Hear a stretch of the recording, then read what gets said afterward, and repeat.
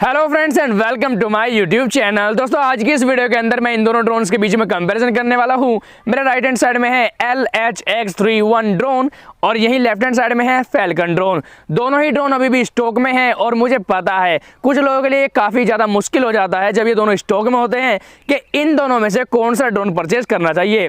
तो दोस्तों सबसे पहले हम बात करेंगे इन दोनों ड्रोन्स के फीचर्स के बारे में। सबसे पहले मैं एरियल ड्रोन के फीचर्स आपको बताता हूं। इस ड्रोन के अंदर आपको एयर प्रेशर सेट हाइट मिलता है, 1 की रिटर्न मिलता है, टेक ऑफ नहीं मिलता है, 360 फिल्म मिलते हैं, 3 स्पीड मोड मिल जाते हैं। वहीं मैं बात करूं फैल्कन ड्रोन के फीचर्स के बारे में। इस ड्रोन के अंदर आपको एल्टीट्यूड होल्ड मिलता है, 1 की टेक ऑफ और लैंडिंग मिलता है, 360 फिल्म मिलता है, 3 स्पीड मोड मिलते हैं, तेज हवाओं में परफेक्टली ये ड्रोन फ्लाई कर लेता है। तो दोस्तों अभी क्या करते हैं, पहले इनका फ्लाइंग टेस्ट कर लेते हैं, उसके बाद मैं आपको अपना ओपिनियन बताने वाला हूं कि आपको इन दोनों में से कौन सा ड्रोन परचेज करना चाहिए।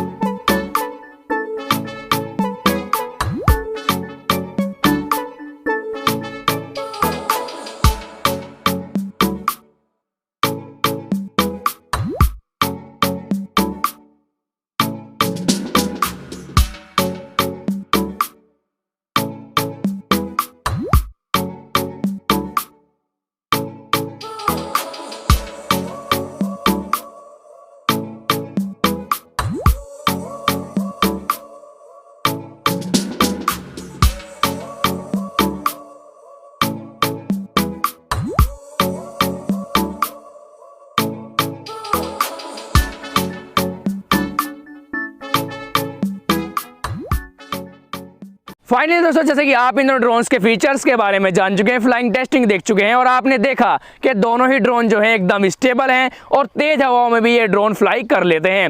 लेकिन यार अब बताना है मुझे कि आपको इन दोनों में से कौन सा परचेज करना है और ये बताना बहुत ही ज़्यादा मुश्किल है, लेकिन फिर भी मैं अपना ओपिनियन यहाँ पर रख देता हूँ।